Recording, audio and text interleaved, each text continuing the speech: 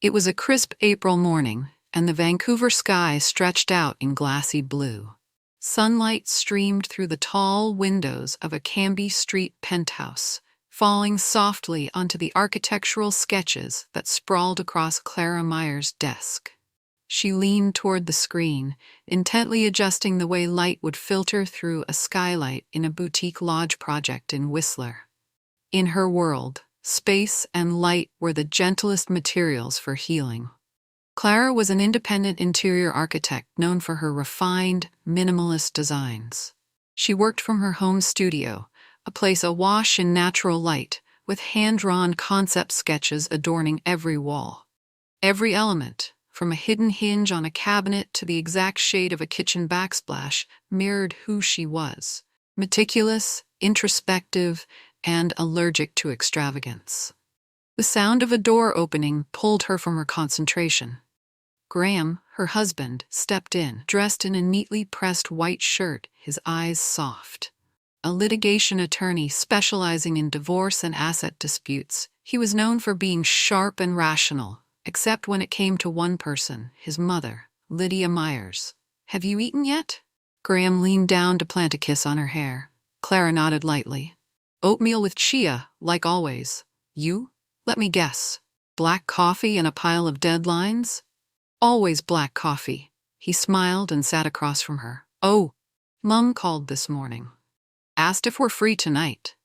Sounds like she wants to celebrate your birthday a bit early." Clara didn't respond right away. Lydia's visits always demanded a quiet strength from her. The woman was unfailingly polite, impeccably dressed, and consistently generous. Yet Clara never shook the feeling that she was more of a monitored guest than a true daughter-in-law. "She never just comes for birthdays," Clara said, keeping her voice even. Graham sighed, running a hand through his chestnut hair, the silver now quietly threading his temples. "I know. You and Mum don't exactly click. But she's trying, Clara. Could you give her a little more patience?" Clara didn't answer, because she had already given more than enough. Since their wedding 3 years ago, she had tried to belong, to converse, even to wear the sapphire bracelet Lydia had gifted her, though she had never cared for gemstones. But to Lydia, she had never quite measured up. Not elegant enough, not obedient enough, not the idea of a wife she had pictured for her only son. That evening, Lydia arrived precisely on time, as always. Punctual, composed, flawless. She wore a high-colored Chanel dress in cream, a pearl brooch pinned with exact precision, and carried a small jet-black box in hand.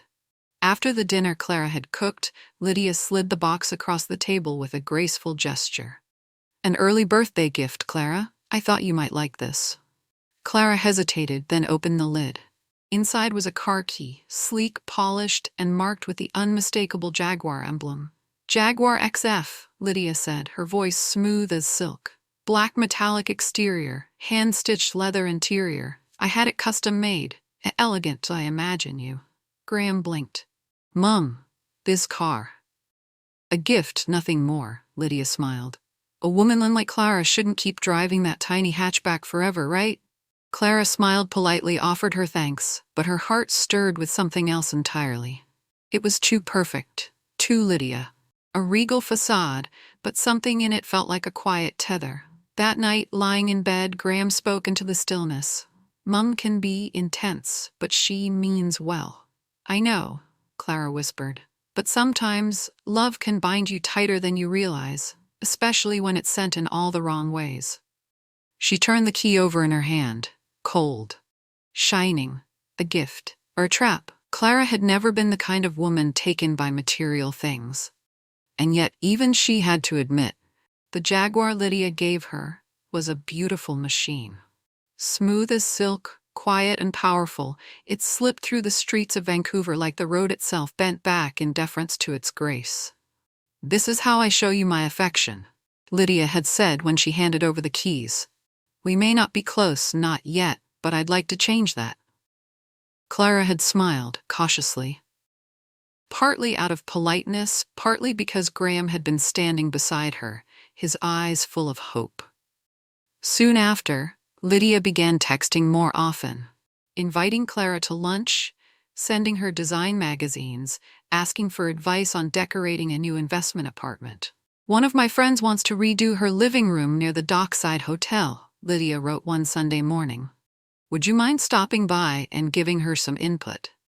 I left the design draft at the front desk for you." Clara hesitated, but eventually went.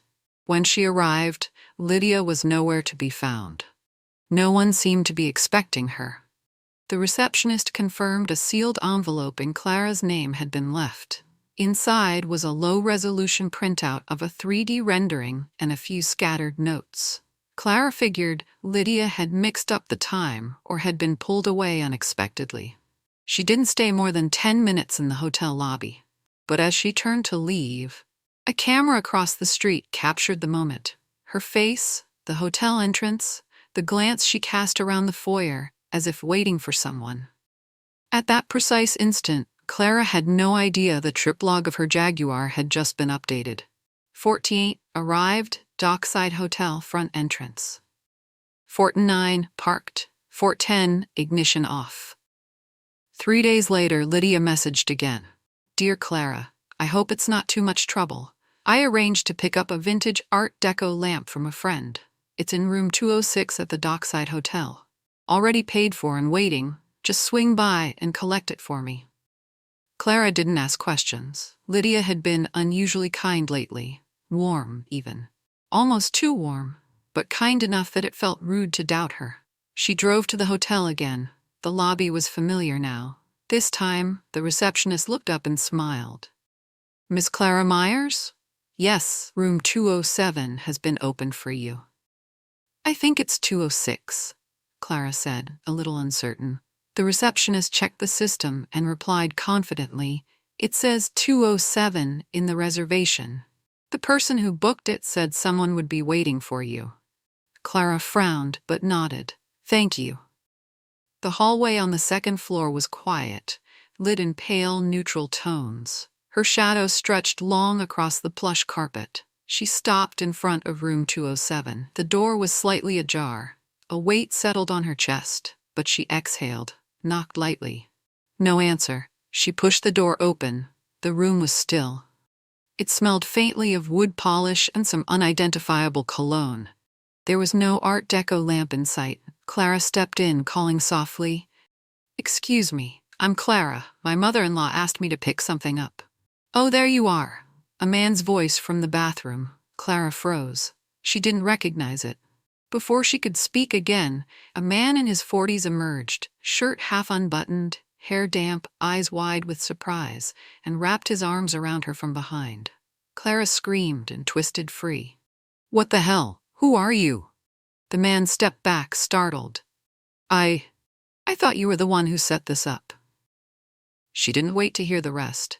She bolted for the door, heart hammering in her chest. A cocktail of fear, humiliation, and disbelief tangled around her like invisible wires.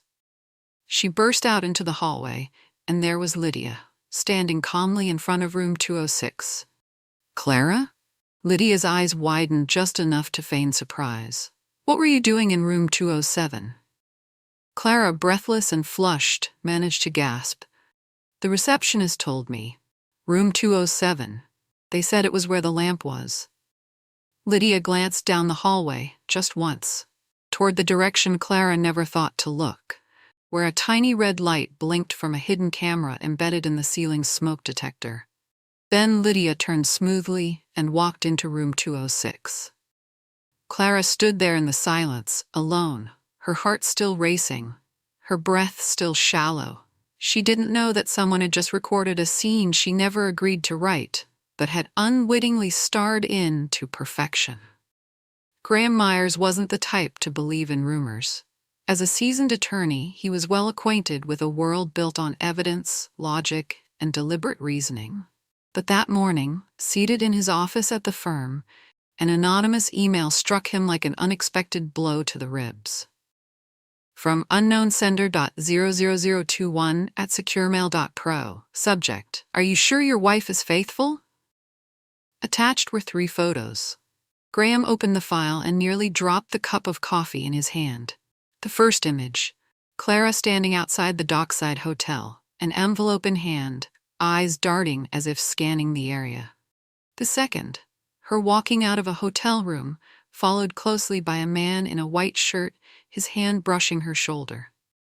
The third, shot from within the room, from a high angle, Clara seated in a chair, the man bending over her from behind, his face close, her face turned away. Graham froze. The photos weren't crystal clear. No sound, no explanation.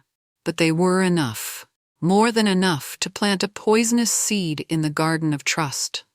That evening, Graham didn't mention anything. Clara was in the kitchen, simmering broth while scribbling notes on her iPad. Her eyes lit up when she looked at him, as they always did.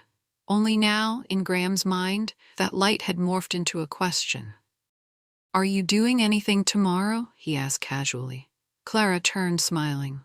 "Just picking up some tile samples, then back to the studio." "Have you met anyone unusual lately?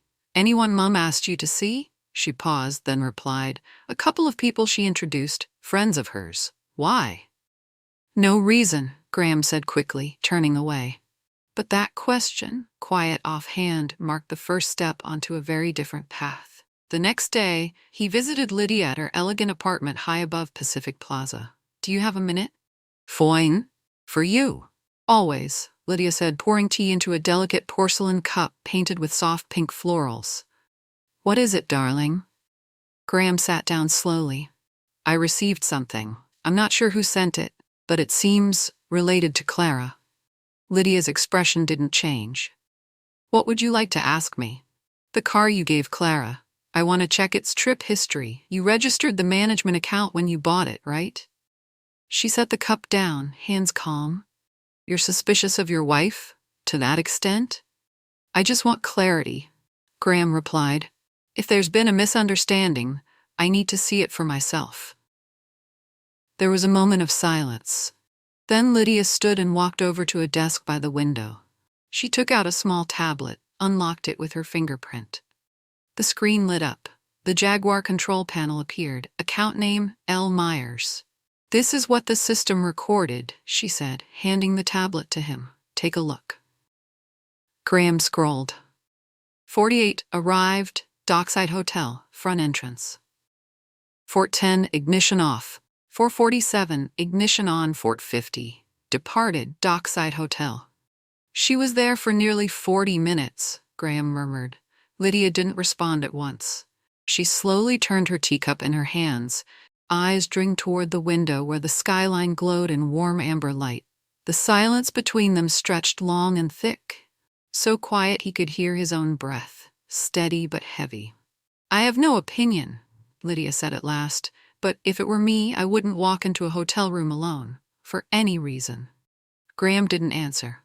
Her words hung in the air, soft as thread, sharp as a blade. He looked back at the screen. 4 short lines of data. Cold, unemotional. And yet they pulsed with accusation. A part of him wanted to ask more, to dig deeper. But another part, a quieter, more frightened part, feared what he might uncover. He handed the tablet back. "Thanks, Mum. I just needed to know." "Whatever you decide, Graham," Lydia said, gently touching his hand. "I'm here. As a mother, I can't stand by while you get hurt." He nodded, not meeting her gaze. Rose thanked her out of habit and left the apartment. Crossing the Cambie Bridge, Graham rolled down his window, letting the wind slap his face. In his mind, an image of Clara, in the kitchen, stirring broth, looking at him with that same softness as always. Nothing in her gestures, her voice, her presence had ever made him doubt her. And yet, that was what frightened him the most. What if all of it was a perfect mask? What if the gentleness was just fabric draped over something he hadn't dared look at? He no longer knew. He didn't go home right away. Instead, he parked on a quiet side street and sat in the darkness of his car, watching the streetlights fracture across his windshield like broken glass. He didn't check his phone. He didn't call Clara. Only the wind moved, slipping through the half-open window, and somewhere in the quiet of his chest, a fine crack had begun to widen. No sound, no verdict, but enough. for trust to start leaking through. That morning, Clara woke with a strange sense in her chest. Graham was still lying beside her, but his sleep was restless. His shoulder tensed slightly every time he turned, as if he were carrying something invisible. "Are you awake?" she whispered, gently brushing her fingers across his shoulder. "Yeah," he replied, sitting up almost immediately, avoiding her gaze without even realizing it. Clara said nothing. She quietly moved to the kitchen and made 2 cups of coffee, just as she always did. But when she placed his cup in front of him, Graham picked it up without a word. No thank you, no glance. She pretended not to notice, but something in her chest shifted. "I'm heading west later, picking up some tile samples," she offered, hoping for a reaction. "Okay, drive safe." 2 words, no questions, no interest. Clara nodded slightly, turning away. Her heart was pounding, not out of anxiety, but something deeper, something older. It was a feeling she knew well, the same quiet dread she had felt at 10 years old, when her father had begun silently withdrawing from the family dinner table, one night at a time, until he was gone for good. That afternoon, Clara drove to the materials store. On her way back, her car gave off a soft chime from the navigation system. "Frequent destination, the Dockside Hotel. Would you like to navigate there?" She froze. She'd turned that feature off. She was sure of it. So why was the system suggesting a return? She pressed cancel. But the unease that followed wouldn't be silenced so easily. That night, Clara made mushroom risotto, Graham's favorite. She set the table with care, poured crisp Italian white wine into tall-stemmed glasses. When Graham walked in, he paused, just for a second, and then offered a faint smile. "Smells good," he said, taking his seat. But he ate very little, drank more, and said almost nothing. She watched him, her eyes quietly pleading. But all he gave back was silence, long, heavy silence, like condensation sealing off a window pane. At the end of the meal, Clara asked softly, "Are you upset with me?" "No," he replied. "Just tired." Then he stood, taking the rest of his wine out to the balcony, his back turned, as if turning away could shield him from something clawing at his insides. 3 days later, Lydia called. Her voice was low, serious. "Do you have time to come by? There's something I think you need to see." At her apartment, Lydia handed him a thick envelope. "Anonymous sender. It came this morning. I suppose they knew I'm Clara's mother-in-law, but this time, it's a video." Graham held the USB stick, saying nothing. "I haven't opened it," Lydia added. "I didn't want to hurt you. But if you're ready." Graham didn't answer. He took it home, slipped it into his laptop, and closed the office door behind him. The video played. The quality was grainy, but clear enough. A hotel room. A sofa. Clara sitting with her face angled toward the window. A man in a white shirt emerging from the bathroom. He moved closer, leaned down. His hand touched her shoulder.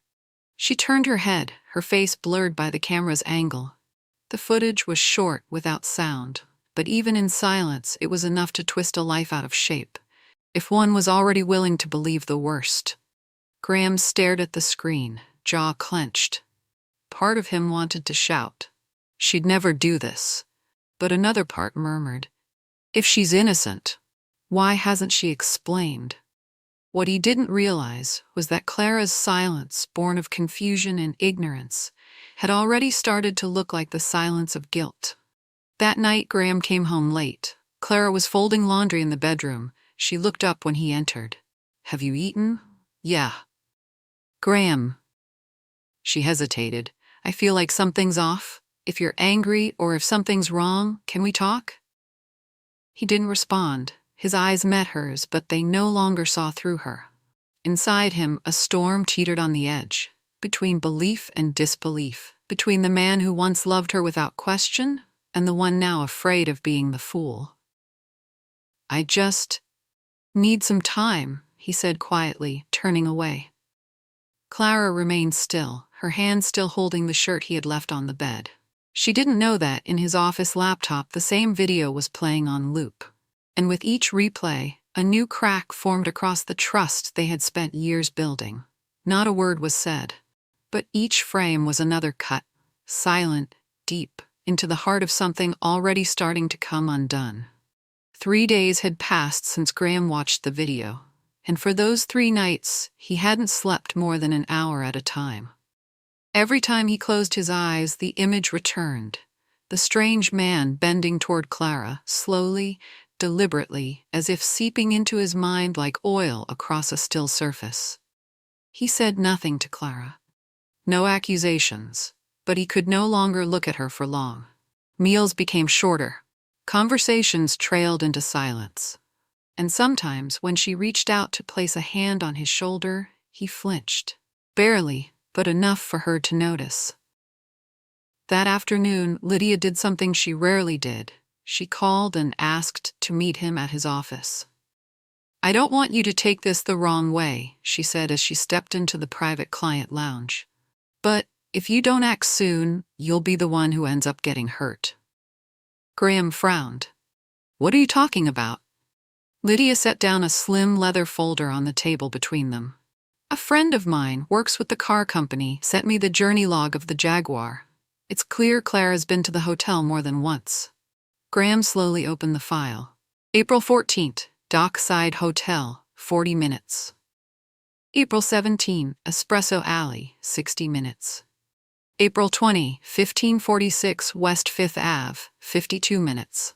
"I thought it was just once," Lydia said softly, her tone carefully measured. "But when you don't act, people start assuming, and then the rumors begin." "Rumors?" "Graham," Lydia said, looking at him, eyes glistening as if emotion were welling just behind her lashes. "You're a respected attorney. A man with a name, being the husband who's cheated on, and says nothing. That'll destroy your image. People are already whispering." Graham clenched his fists. A flash of anger crossed his face, not directed at Clara, but at himself, for letting it get this far. "I'm not sure she's cheated," he muttered. "Then what are you waiting for?" Lydia asked, voice low and urgent. "For her to hand you more evidence, or for her to leave, on her terms?" The air thickened. Graham stared at his mother. In her eyes there was warmth, softness, but also something sharpened over years of quiet control. "I've done everything because I love you," Lydia said, placing a hand gently over his. "I won't lose you to someone who doesn't deserve you." That night, Graham came home late. Clara had fallen asleep on the sofa, her laptop still open, a draft sketch of a glass window left incomplete on the screen. Pale light from the display glowed against her face. Peaceful, still, and so quiet it made his chest ache. He sat across from her, watching as if she were someone he no longer quite recognized. Then, without saying a word, he picked up his phone. His fingers hovered. Then typed, "We need to talk. Seriously." Clara looked up, her expression calm. "What is it about?" she asked. Graham exhaled, his hands clasped tightly together. A silence stretched between them, long enough to fill the growing distance neither dared name. "Is there anything you want to tell me?" he asked, eyes locking onto hers. She blinked. "What do you mean?" "The times you went to the Dockside Hotel, the apartment on West 5th, Espresso Alley, 3 places, more than once." Clara froze. Those places, all tied to Lydia, errands, favors. She had never thought she'd need to explain any of it. That was... "You're gonna say," Graham cut her off, "that it was my mother, that you were just helping out. But, do you know I've received photos? And video?" She went still. "Video? A hotel room," Graham said, his voice low. "You sitting there. A man walking up behind you. You don't speak. You don't leave immediately. Do you have any idea what that looks like to a husband?" Clara shot to her feet, her chair screeching against the floor. "Graham, I had no idea I was being recorded. I thought I was there to pick something up for your mother. I thought..." "That's the problem," he said, voice tight. "You thought, but I can't rely on thoughts anymore. I have to deal with what I see." "You think I cheated?" she gasped, chest rising and falling with each breath. "I'm asking if you're lying to me," Graham replied. "If nothing happened, why didn't you tell me from the start? Why keep it quiet?" Clara let out a dry, strangled laugh. Because I didn't think I had to give a report on every little thing I did. I thought they were just simple favors for your mother. I didn't know it was all being staged to look like an affair." Graham said nothing, but something behind his eyes fractured. Not love, but the quiet pillar they had built their lives on. Unquestioned trust. "You're saying my mother set you up?" he asked slowly.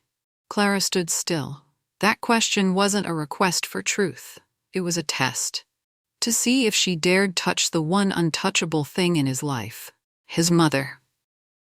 "Have you ever considered," she whispered, "that if someone wanted to destroy our marriage, they wouldn't do it loudly. They'd do it in a way that made you pull the trigger yourself?"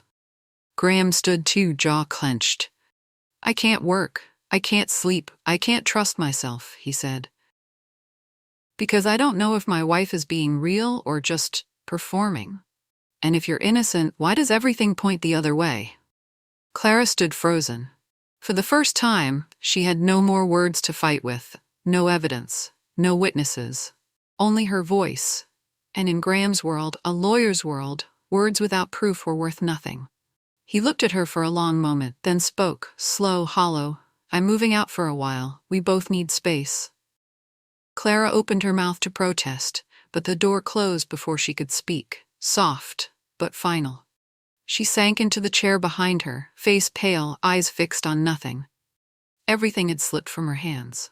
No, not just now. It had been slipping for a long time. She just hadn't seen it. The Jaguar still sat in the parking garage. Silent. Still. But inside it were trip logs, location history, extracted videos, carefully curated images, all of it turned against her. Clara knew she had to find proof. Now, or lose everything. 3 days had passed since Graham left the apartment. 3 days of Clara eating alone, sleeping in fragments, and living with the quiet, suffocating weight of something dark and unseen, something that had begun somewhere, somehow, and was now dragging her with it. That morning, she brewed herself a strong coffee, tied her hair back, threw on a black coat, and picked up the car keys. The Jaguar was still there, parked in the basement garage. Sleek, luxurious, flawless, as if it hadn't just been the silent accomplice in dismantling her marriage. But this time, Clara didn't step into the car like a driver. She stepped in like someone entering a crime scene. She opened the dashboard controls. The system lit up, instantly recognizing a user profile. Real, profile active. She froze. The last time she'd asked Graham about it, he brushed it off, said it must have been a dealer setting. But now, Clara doubted that, deeply. She opened the Vehicle History tab. A cold list of timestamps and locations appeared, detailed down to the minute, unforgiving in its precision. Fort arrived, Dockside Hotel. 14:10, ignition off. Fort 47, ignition on. Fort 50, departed. 10:05, Espresso Alley. 10:29, ignition off. 10:56, departed. Clara swallowed hard. She remembered those moments, Lydia's texts, the errands, the favors. But what chilled her more than the details was this. The system wasn't standard. This wasn't part of a default Jaguar package. It was part of Jaguar In Control Plus, an advanced monitoring service installed only by special request. She moved to the Connected Accounts tab. A PIN was required. She tried her birthday. Incorrect. Graham's. Incorrect. Lydia's. Correct. The page opened. Link device, iPhone L Myers 203, location sharing enabled. Remote tracking enabled. Clara took a step back. Her chest tightened. Her mother-in-law had been tracking every single place she went, not just once. Not by accident, but deliberately. Clara returned to the Dockside Hotel on a quiet Tuesday morning. She remembered the receptionist's voice, insisting it had been Lydia Myers who booked room 207. The name tag on the woman's uniform had read Isabel. The lobby glowed with warm, amber light, cozy as always. But this time, the light didn't feel safe. It felt staged, like a spotlight. And she, the unwilling star of someone else's cruel play. "Excuse me," Clara said to the woman behind the desk. "I'm looking for someone who worked here on the 14th. Her name was Isabel." The receptionist looked up, slightly confused. She quit last week. She quit? Yes, suddenly. No notice. We were surprised too. Clara pressed her lips together. Her heart beat faster. Another lead erased before she could even reach for it. She left her number, lying that she'd lost an item and would be grateful if someone could help her reach Isabel. Back in her car, she sat in silence for a long while. Then she opened her contacts, scrolled past familiar names, and stopped at one she hadn't allowed herself to tap in years. Daniel Forster. Lawyer. Former classmate. First love. The man who once proposed to her, and the man she had gently turned down so she could chase her design dreams in Vancouver. She no longer loved Daniel, but if there was anyone who understood the law, had the resources, and would never say no to her, it was him. She made the call. The office of Forster and Blake was on the 15th floor of a sleek glass building. When Clara entered, Daniel stood facing the window, sleeves rolled, his dark hair slightly disheveled, the look of someone who had just battled a long, exhausting court session. He turned, and for a second his face softened. "Clara? I need your help." Daniel didn't ask why, didn't say, "It's been a long time." He pulled out a chair for her, poured her a glass of water, and sat across from her. "I've been set up," Clara said plainly, "by my mother-in-law. But the witness, the receptionist, has disappeared. And there's a man involved, a stranger. I don't know who he is." Daniel listened in silence, his face unreadable, but his fingers laced together, a sign Clara still remembered. He was trying to stay composed. "Can you help me?" she asked. "Do you trust me?" Daniel asked back. Clara nodded. Completely. Daniel stood, took out his phone. "I know people in the hospitality circuit. I'll see if I can track down Isabel. And the man, if he's part of this setup, there will be a trace." "But Clara, this isn't going to be simple." "I know. And Graham, does he believe you?" Clara looked down at her glass. "Not anymore." Daniel nodded, slowly, but in his eyes something stirred, like an old ember flickering back to life. 2 days later, Daniel called. "I found Isabel's old address. No one's there anymore. But a large wire transfer hit her account right before she quit. Anonymous fund. Can you trace the sender?" "I'm working on it, but there's more." "What?" "I found the license plate of the man from the video. He left the hotel 5 minutes after you. The car's registered to a Sebastian Riel." Clara held her breath. "Do we have an address?" "Yes, and I'm coming with you." Clara looked up at him. Daniel stood there, not judging, not prying, just with that same familiar gaze that had once made her heart flutter, and now made her feel safe. She gave him a tired, grateful smile. "Thank you. I can't do this alone." "You don't have to," Daniel said, his voice quiet, like a promise from long ago still unbroken. That afternoon, a light rain dusted the streets of Vancouver. Clara sat beside Daniel in the car, fingers tightly gripping the fabric strap of her document bag. She was used to nerves, with clients, with design mistakes, with presentations that went off script. But this was different. For the first time, she was about to face someone whose presence in a video had nearly shattered her life. "You okay?" Daniel asked, his hand resting calmly on the steering wheel. Clara nodded. "I just need to know who he is and why he was there." Sebastian Riel's apartment was in a weathered, low-rise building on the city's south side, a far cry from the man in the crisp white shirt who had emerged from a high-end hotel bathroom. Daniel had dug up some details. The man lived quietly, had no clear source of income, no stable job. They climbed to the 3rd floor and stopped in front of Unit 3B. Daniel knocked. After a pause, the door cracked open. There he was, Sebastian. Eyes dull, hair messy, a worn hoodie hanging loosely on his frame. A world apart from the man Clara had seen in that clip dozens of times. "Sebastian Riel?" Daniel asked. "Who's asking?" the man replied, cautious. "I'm a lawyer. I have a few questions about a video filmed at the Dockside Hotel, the 14th. Sebastian went still. "I don't know anything about that." "We have evidence placing you in room 207, Daniel said calmly, handing him a printed still from the footage. Sebastian glanced at it, his pupils dilated. But he didn't deny it. "We're not here to threaten you," Clara said, her voice startlingly composed. "I just want to know who put you there, and why." Sebastian hesitated, then slowly opened the door wider. The apartment was bare. Nothing notable aside from a few empty beer cans on the counter and a worn leather couch. He sank onto it, rubbing his face like a man waking up from a long, bad dream. "I didn't think it would go this far," he muttered. Daniel nodded. "Start from the beginning." Sebastian looked at Clara. "I didn't know who you were. I was hired to be in the room, wait for a signal, act a little familiar. They told me it was for a mock promo video for the hotel. I was paid in cash." "They who?" Daniel pressed. Sebastian hesitated. Clara met his eyes. "It was Lydia Myers, wasn't it?"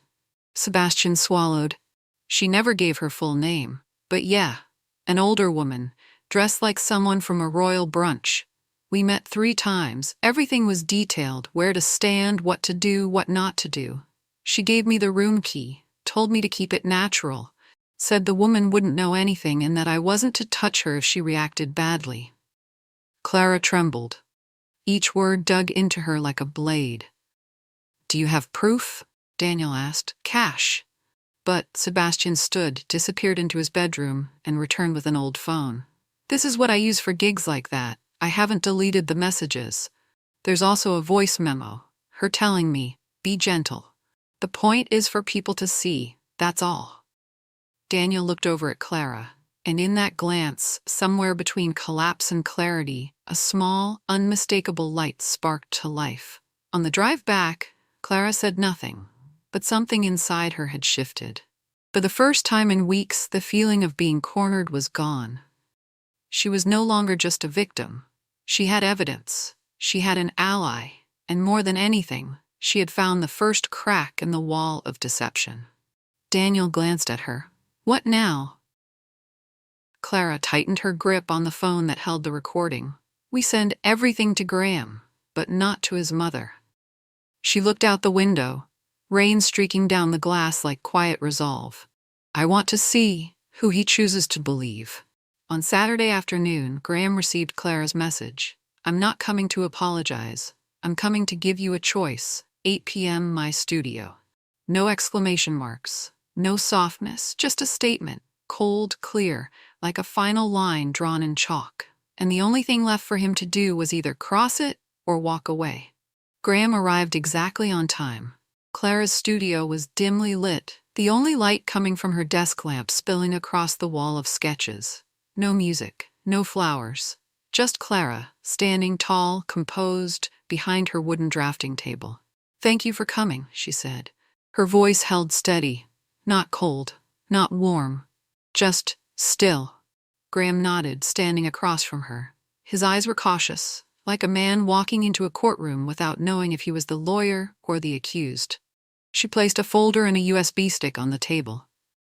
"This is the extracted data from the Jaguar's tracking system, with the user profile registered to Lydia Myers. And this," she tapped the USB, "is a voice recording between your mother and the man in the video." Graham frowned slightly. Clara opened her laptop, pressed play. The voices came through, sharp and cold, like wind over glass. "Just walk in at the right time, gentle, natural. She won't suspect a thing." "What about the camera?" "Handled. I don't need the truth. I need the image." Graham's hand clenched. Clara looked at him, direct, unflinching.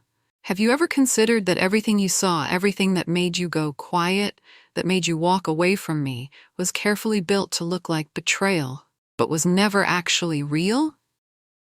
Graham didn't respond. "You're a lawyer," she said, voice even. "You know evidence. You know how narratives are constructed. So now that you know all of this was created, not by me, but for you to see, what will you do with that knowledge?" He let out a shaky breath.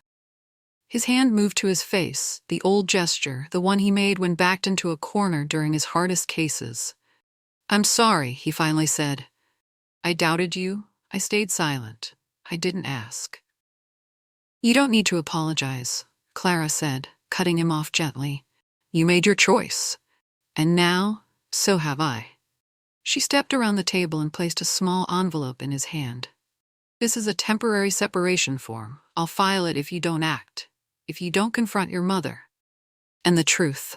Silence fell, like a black cloth draped over a body no longer breathing. Graham closed his fingers tightly around the envelope. Do you still love me? He asked, quietly, as if afraid to hear the answer himself. Clara looked at him, long, unblinking. I do, she said, but not enough to stay with a man who stands between his mother and the woman he once promised to protect. When Graham left the studio, the USB was still in his hand. He didn't turn on the headlights. He didn't touch the radio, only the sound of rain on glass, and a single question echoing in his mind like a drum in an empty hall.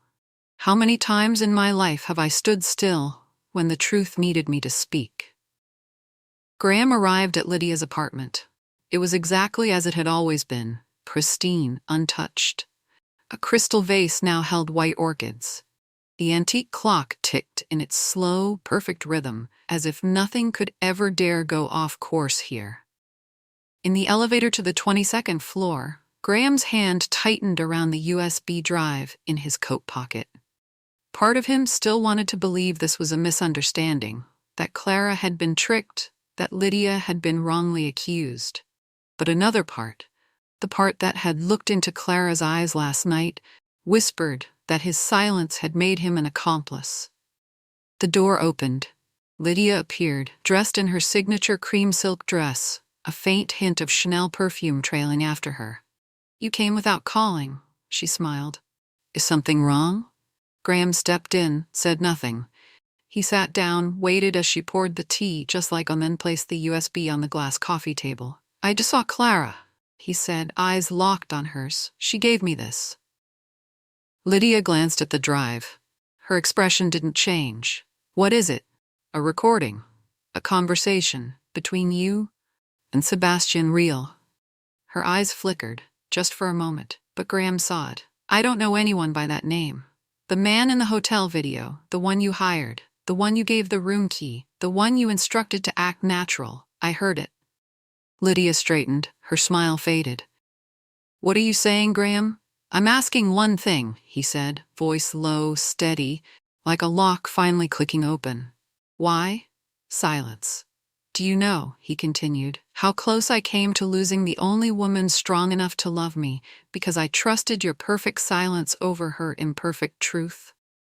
Lydia inhaled slowly, set the teacup down. Because you didn't see what I saw, she said, her tone stripped of sweetness. She's not right for you, Graham. Never was. She took you away from me, from your family. I did it, so you'd come back before it was too late. By sabotaging her? By staging a scene? By sending anonymous photos? By any means, Lydia replied, no longer hiding, because I know her kind. I was the wife who got betrayed. I watched my life dissolve in sweet lies, and I won't let it happen to you. Graham rose to his feet. His eyes no longer held the flicker of a sun unsure of his ground, but the gaze of a man who had finally woken up. I don't need a mother who hides everything behind the word love, he said. I need the truth, and you never gave it. Lydia stood too, stepping toward him. You don't understand. No, Graham cut in. You don't understand. You don't love me. You love controlling me. Lydia stepped back, and for the first time in her life, she saw her son looking at her like someone she no longer held in the palm of her hand. I'm not cutting you out, Graham said, but I won't let you interfere in my marriage again. You chose deception? Now choose silence. He picked the USB back up and turned to leave. At the doorway he paused, didn't look back. As for Clara, I'll spend the rest of my life making things right with her, not for you. For me. The door closed behind him, soft as breath. But for Lydia, it slammed shut on an entire era, one she believed she could control with smiles and invisible strings. And for the first time in years, Lydia stood alone in the silence of her perfect home, with no one left to defend her but the pride she once thought was untouchable. The rain had stopped when Graham pulled up outside Clara's studio. The city still clung to a damp hush, the lights softer, quieter, as if the whole world understood he hadn't come to speak, but simply to stay. The door was unlocked. He pushed it open gently. Inside, there was no music, no sound of pencil on paper, just a single lamp casting warm light on the wall, where Clara had once sketched out designs for other people's lives, but had never quite had the time to design her own. She stood with her back to him, facing the window cracked open to the spring air. He stepped inside, closed the door, didn't call her name. She didn't turn, but her breath caught for a moment, as if she had known he would come, had waited for this moment, but wasn't sure she had the strength to meet it. He walked toward her. Slowly, not with urgency, not with hesitation. Each step felt like walking across memories. Hand-holding in the rain, glances over dinner, the silent squeeze of fingers at the end of a long day. When he stood just one step behind her, he stopped. She turned. Neither of them spoke. Her eyes met his, still the same eyes that once stopped his whole world in a single heartbeat. But now they held something more. A hurt that had finally been seen. He raised a hand, tentative, but she didn't flinch. His fingertips brushed her cheek, as if to make sure she was still here, still real, still the woman he had never truly stopped loving. She closed her eyes, not out of fear, but because she no longer needed to protect herself. He leaned in. The kiss was unhurried, unasking, just two people. After all the storms, finally finding their way back. Not through apologies, but through a silence that said everything. When he pulled back, they remained close, forehead to forehead. The breeze slipped in through the open window, carrying the scent of damp wood, the promise of a new season, a time when nothing needed to be said because everything had already been understood. She smiled, soft and quiet, not a smile of forgiveness, but the smile of someone who had seen herself again in the eyes of someone who still knew her. He looked at her, this time with no fear. Just the two of them. A quiet night, and a whisper never spoken aloud. We still have each other.